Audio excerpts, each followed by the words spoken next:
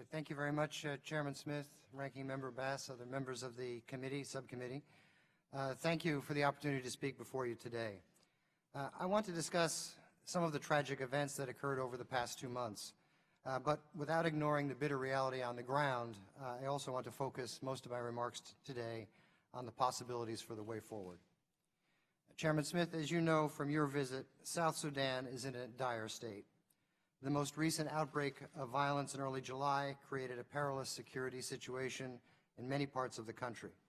The humanitarian situation, as many of you have noted, is one of the most extreme in the world, with 4.8 million people, over 40% of the population facing life-threatening hunger, 2.5 million displaced, and the economy in freefall. Serious crime is now a part of daily life for South Sudanese, and aid workers and their supplies are targets as well. The violence in early July came about because neither President Salva Kiir nor First Vice President Riek Machar was willing to work with the other to implement the peace agreement or to set up the security arrangements that were designed to prevent a return to fighting in Juba. We saw the moment of greatest optimism since the signing of the August 2015 peace agreement, the establishment in late April of the transitional government. We saw it shattered by the irresponsibility and ruthlessness of South Sudan's leaders. Both leaders lost control of their forces during a moment of tremendous political fragility, and government soldiers engaged in sexual violence against civilians, including the attacks on both South Sudanese and foreigners at Terrain Camp. Now, I would be remiss not to pause here and praise the work of Ambassador Molly Fee and her team at Embassy Juba. They have faced enormous hardships and real danger in doing their jobs, and their work has been, frankly, extraordinary. They have, against long odds, preserved the engagement needed to help the people of South Sudan. They have done so despite 2 events that I know are on your minds. First, on the night of July 7th, just a few hours after a deadly encounter between government and opposition security forces in the same area, 2 vehicles carrying several of our diplomats were fired upon by government soldiers. Fortunately, because they were both armored vehicles, the occupants were not injured. Ambassador Fee confronted President Kiir the following day and received an apology as well as assurances that there would be a thorough investigation. That day, however, was also the same day that major fighting broke out between the government and opposition.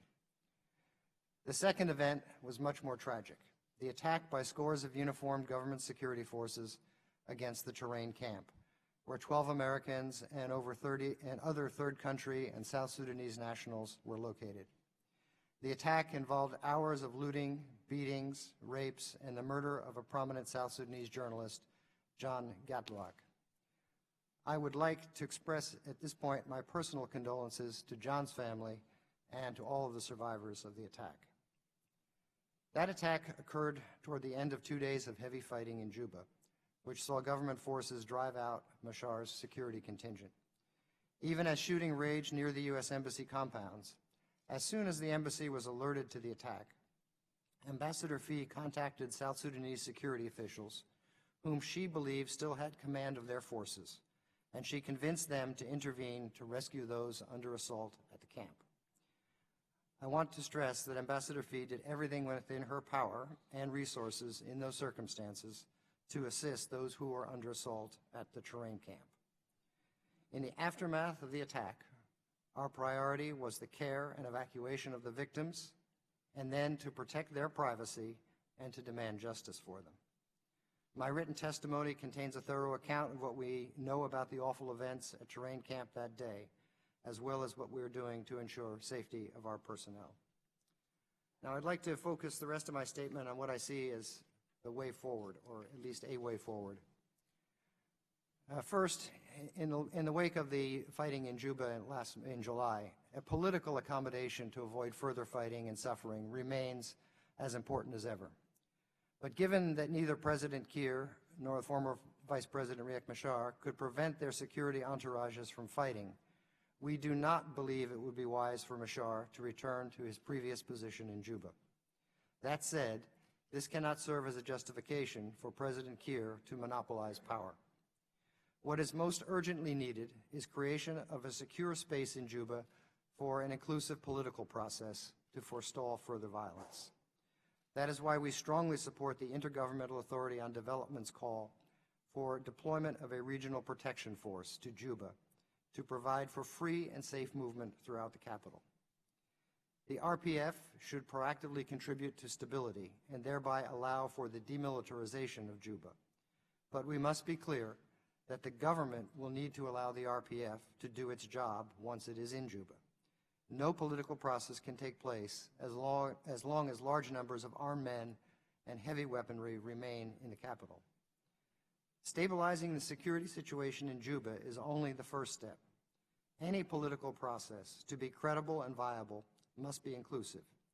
I believe what is needed is for South Sudan's political and military leaders, in and out of government, to meet together to figure out how to jointly shoulder responsibility for preventing further bloodshed. However, this can only succeed if those currently in power are willing to accommodate the legitimate interests of others.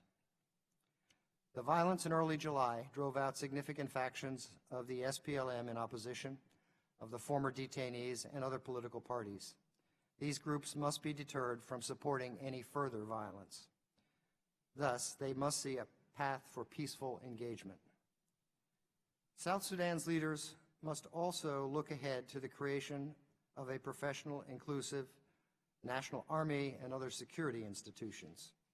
They need to be able to articulate an agreed end state of security sector reform, as any international support for cantonment or DDR activities will depend, among other things, on the credibility of the envisioned security sector end state. The transitional government should then prioritize legislation establishing an open consultative process for drafting and ratifying a new constitution, under which elections will be held at the end of a transitional period. In addition, the transitional government should prioritize legislation regarding the African Union-led hybrid court for South Sudan. A recent opinion survey showed that 93% of South Sudanese believe there can be no enduring peace without accountability. We agree. What I have described is a sequence of interdependent events. I'm describing them as a way forward, not because it will be easy to implement them, but because it is difficult to see any other path that does not lead to a future of oppressive one-party rule, renewed conflict, or most likely both. I am not naive about the chances of these things happening. Our ability to influence events in South Sudan and steer its leaders toward more constructive behavior is limited.